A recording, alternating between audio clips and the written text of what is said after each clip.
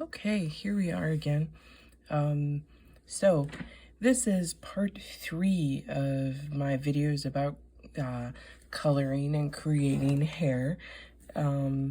So in this video, I've already talked about sort of the basics of how I draw hair, and I've talked about how I color solid hair, but now I thought it'd be fun to do a video about creating ombre hair. And that's a hair color that starts off as one color and sort of transitions or blends into another color. And since I've gone super ultra pastel-y with her, I've decided to make her hair blonde and pink. I just thought the idea of a ultra baby doll pink and blue demon seemed sort of fun and different than anything I've done yet. So here we are. Anyways, okay, so we have art in front of us, fancy. I'm thinking I can use a few different markers here. Now I'm starting with, I'll have a few different, when you're doing an ombre, sort of transitional color or even just blending color, you want to think about the progression of how you want something to look and what the colors will look like as they transition into another color. To think about where it would be light and dark and all that good stuff. So these are all Copic markers with the exception of this one, which is a Blick Art Materials marker. You can't tell what color it is. It's antique white, which is sort of a very light yellow. I also have my buttercup yellow for blonde, my water lily, and my, what is that? Sugared almond pink. Ooh, perfect. Okay. So I'm going to start off at the top toward the scalp.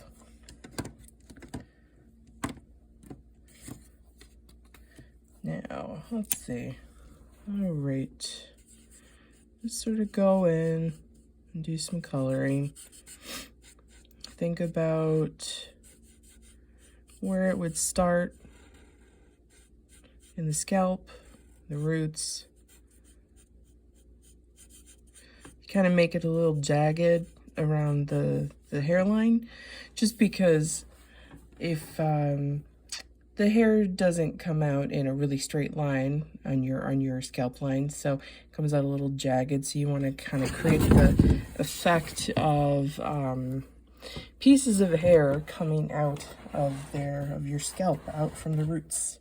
And if you heard or saw something weird just now, that was my fancy light box falling. So hooray for creating weird light boxes on your own that aren't really light boxes, but do the trick. Okay. All right. So color, color, color. And if you guys ever want to ask me any questions, please feel free. Leave them in the comments or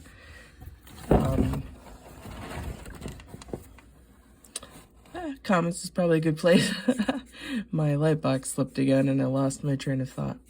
Okay, now, as I kind of get lower, like, okay, we got solid blonde up here, but as I'm getting lower, I need to start thinking about how I'm going to be blending this. Now, I've used my markers enough that I have an idea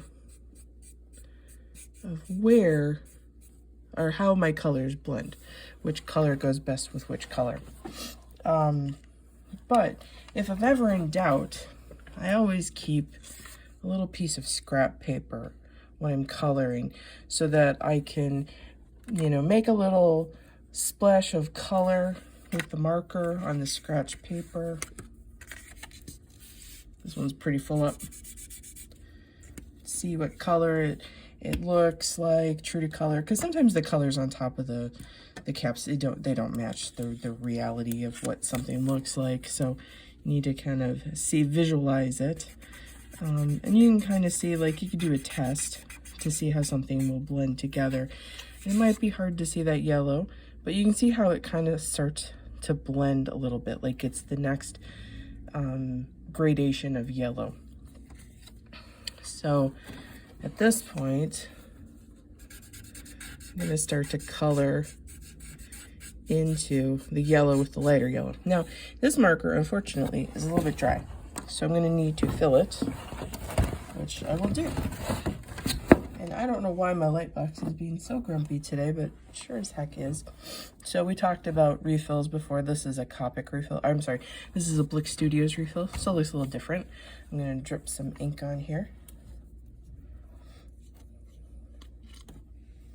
I'm gonna move my art out of the way, because otherwise I might ruin my art, which I've done many times. Frustrating. And I'm being such a huge mess today. It dripped. I always keep tissue nearby, just in case.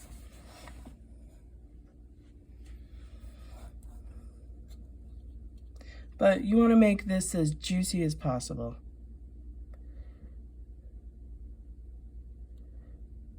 So that's a start. If I need more ink, I can always add more. All right, bring the art back in here. Okay. So once again, sort of coloring one marker into the other. And gosh, this is sort of a blending exercise as well.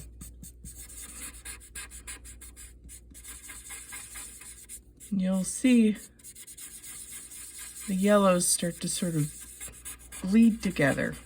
Now, once again, these are alcohol markers, and alcohol markers just have this way they stay lit. I'm so sorry. Lit is a weird word. Oh, I can't think of a good word. They stay wet, and the alcohol sort of blends together. And this yellow is so light that it almost seems to start taking on, like, I don't know, like white. It almost transitions into white. And you can go back over the color you want to blend over and over so you get the right amount of blend. They also sell a colorless blender for alcohol markers. Works great. You can use it for lots of different things, but you don't necessarily need to use it every time you blend. A lot of times you can just use the two colors you want to transition from, so one color to the next instead of using the colorless blender, but it does help. Okay, so now we are going to transition to the pink, and I knocked the pink markers on the floor, so I'm going to pick them up. There's one, and there's two. Okay, back in business. All right, so we've got our two pink markers. I'm going to start with my lightest pink, which is the RV00. And it's really light. And I'm going to color the pink so that it kind of starts in the yellow, in the very light antique white yellow.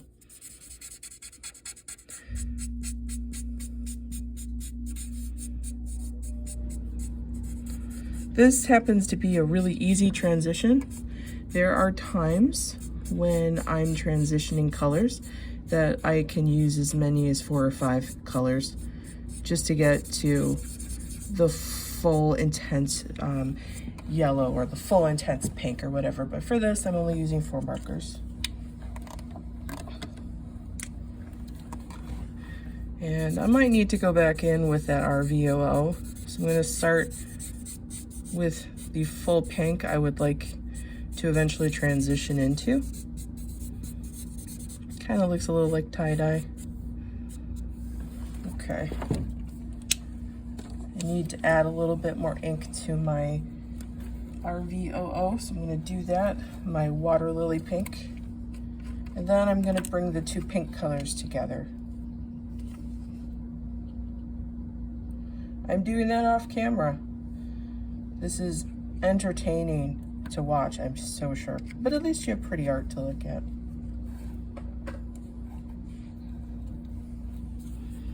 Okay. So same as I did with the yellow. Just kind of transitioning, blending pinks into pinks.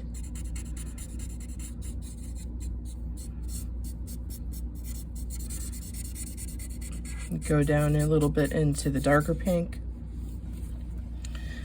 And voila, you have a blonde that transitions into a pink, which is super duper fancy.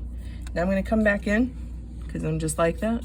I might add a little bit more yellow of the antique white. It's just so that it seems like the colors sort of transition. You can see a little bit, there's a bit of a transparency where you can see one color mixing into the next color, and it just feels right. Your eyes just follow it. And this is the water lily again. I'm just gonna come in and do a little bit more so that it kind of transitions naturally, like I said. And as it's drying, it's blending together, as alcohol markers tend to. Fancy. So I'm gonna pull this up closer. Don't know if that's easy for you guys to see or not. Okay, let's see if I can finish up the rest of this pink real quick. I don't know if I've talked about this as I've colored before, but when I use markers, I think most people probably have experience using markers or coloring with pencils or crayons even. This is a really obvious thing I'm about to say. So depending on the amount of pressure you put on the medium, the darker the mark is. And when I color with markers, I use ever-changing pressure. So where I want it to be darkest, I will often push the marker down really hard. And where I want it to kind of blend into another color or be a little lighter, I will lift the marker up. I won't do a full stroke. It kind of blends into the rest of the marker.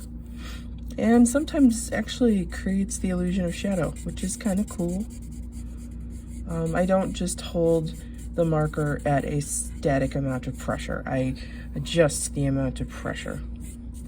Another thing I may or may not have talked about is as you use alcohol markers, there's a certain amount of spread, a natural amount of spread. They will, or bleed, I guess you could say. So you want to be careful that when you're coloring with alcohol markers, you're not coloring so close to your lines or using too much ink close to your lines that it wants to soak and bleed into other parts of the paper, because that would be sad. But you can fix it if you really apply yourself most of the time. I'm going back over this with the lighter pink, the RV00, to sort of blend that pink just a little bit more. And wow, we have ombre. So fancy. So you'll notice there are no lines in that big blob of hair. I mentioned in a previous video that I've gotten so used to coloring hair or inking hair that a lot of times I don't even ink it until I'm ready to, I don't draw the details in until I'm ready. So you give it a minute or two to dry because it will go down better when it's drier. You can wait overnight if you want. You can do whatever you want with it. Usually a couple of minutes is fine for me. I'm gonna pull out my fancy colored pencils. I'm gonna start with my Color Ace pencils, and I have these fancy little colored pencil holders that I keep my color families in. I have like 4 of them. This is a lifetime of colored pencils, you guys. I've been collecting colored pencils since I was a teenager, and some of them are that old. I am ancient. Okay, now I'm gonna grab some different colors out. Here's another one of them. Ooh, show and tell with colored pencils. Okay, so here's a color I tend to use for blonde a lot. And I've got some other browns I might skip into, but I'm not sure yet. So this one is a Derwent Pro Color burnt yellow ochre. I don't use Pro Color a lot. I have a few of these. They're pretty good. They're really somewhere in between waxy and dry, which we talked about before. Waxy is more like a crayon. Dry is dry, I guess, less waxy. And I think I bought some of these on a whim, but this is a color I really like, and I have not been able to duplicate the color in any other type of pencil, so I stick with it. Okay, so now we're gonna come in here and we're gonna do our lines. I'm gonna have to move some stuff because my hand doesn't have enough space. Let's see how that works. All right, so now we are creating the lines for ombre hair. So what you'll have to do is you'll have to transition your color as you draw your lines on. So I'm not going to use this color for the entire breadth of the hair. I'm only going to use it in the blonde part. And I'm going to start with a dark line that transitions into a much lighter line. So I'm going to lift the pencil and not put as much pressure on it as I get lower into the blonde. So to give you an idea, let's see, and then it almost disappears. So line, draw it in however you fancy, almost disappears. Think about how the pieces of hair would move, where they would land.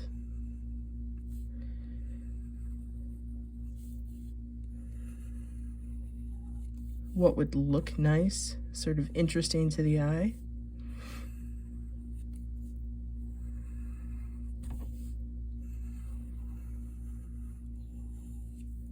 Okay, and so you kind of have an idea now. So that's how I would do the yellow hair.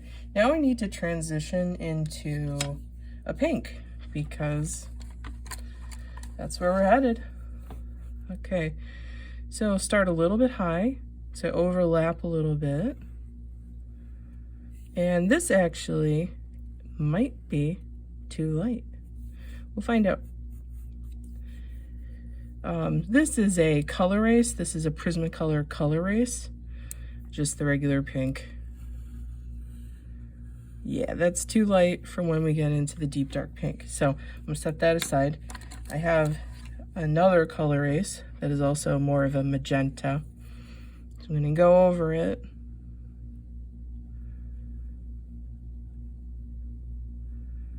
With the magenta.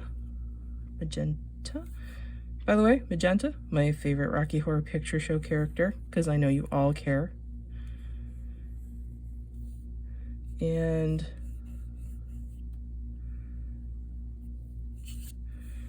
you kind of work it into the yellow. So it seems like a natural transition.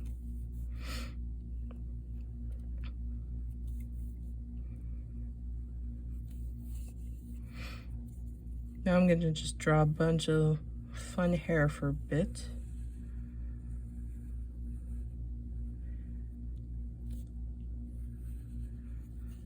Again, just use whatever organic shapes you want. I use a lot of curls, a lot of bends. This is that warped core. I'm sorry, can you tell I'm a Star Trek fan? This is not a warped core. This is a warped line drawing. I am not Geordie. I'm not in the middle of a warped core breach. Okay. That was a little nerdiness for y'all. I think we're all nerds here anyways.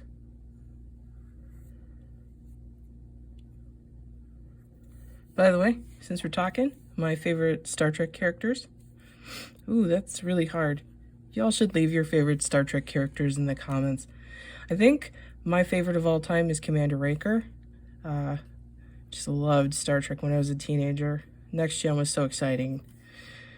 I grew up on Star Trek. My dad got me into it at a very young age, about as far back as I can remember. I don't even know if he still watches it, but here I am, many, many years later, still watching Star Trek. My next favorite character is 7 of 9 from Voyager, who is awesome. Jerry Ryan is the best. I love the Doctor, too, Robert Picardo on Voyager. That show has some of the best episodes and the worst episodes of the franchise. Who's my next favorite Star Trek character? I love Captain Lorca on Discovery. He was only on the first season. I kind of secretly hope they bring him back. But I love shades of gray characters. If you got any Farscape fans out there, my favorite Farscape character is Krace, who, again, a very shades of gray character. I just like those people who are right on the edge. Love Scorpius too. Okay, we've got a lot of pink here. I'm gonna go back in and do a little bit more yellow. And you can kind of work the colors together so that they kind of blend. And I'm standing while doing this and I can't exactly see everything, so it's a little bit awkward, but I think you get the idea and it doesn't look too bad. Ooh, piece of hair shedding.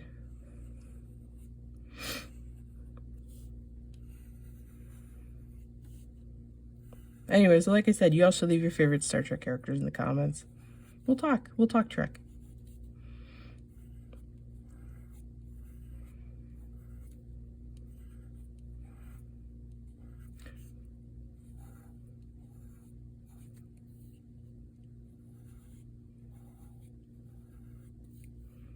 Anyways, if I was doing this on my own, I might spend a lot more time on this. Like I said in the last video, hair tends to be the thing I spend the most time on. And sometimes it can be hours. But I think this gives you a good idea, and we're already at 20 minutes. So and then you just kind of get into color. When you're coloring the golden blonde areas, you're going to stick with golden colors, yellows, browns. You know, think about where it would be dark and how it transitions into light. Create little recesses in the hair to create dimension. Maybe go a little harder toward the roots because, you know, most roots are dark even on people with super light hair.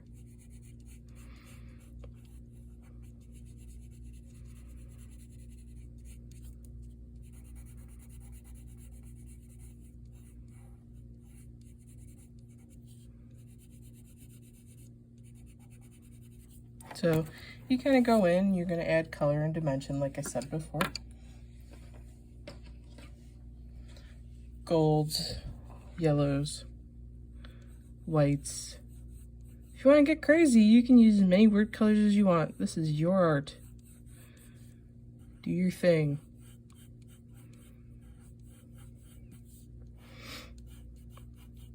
Add a little bit of white for highlight.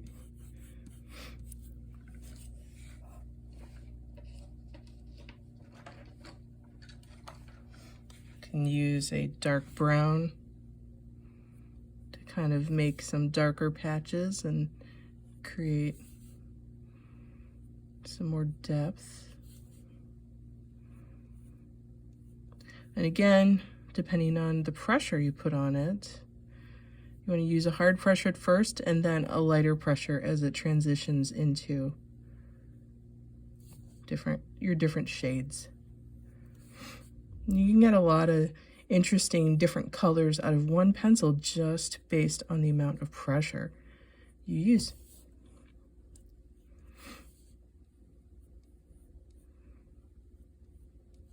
Okay, so you kind of get an idea here with the blonde. With the pink, same thing, pick a color out.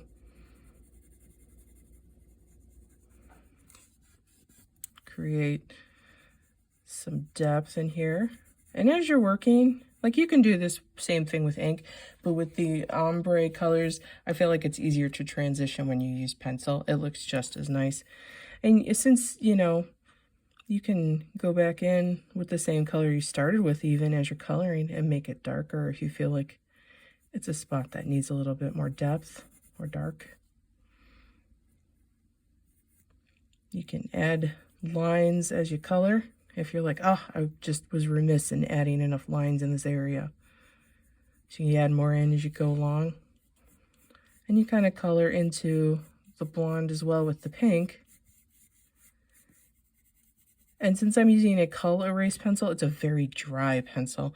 I can kind of use my finger or a blending stick to kind of smudge it in to the blonde a little bit so that it's even more transition-y, which is totally a word.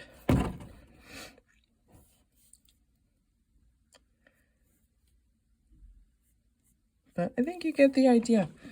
So that's basically, in a nutshell, how I do transitioning hair color. So I will put the finished artwork up when I post this video.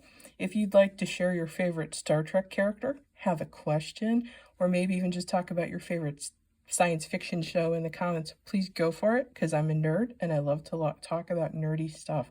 So thank you again for watching. See you around.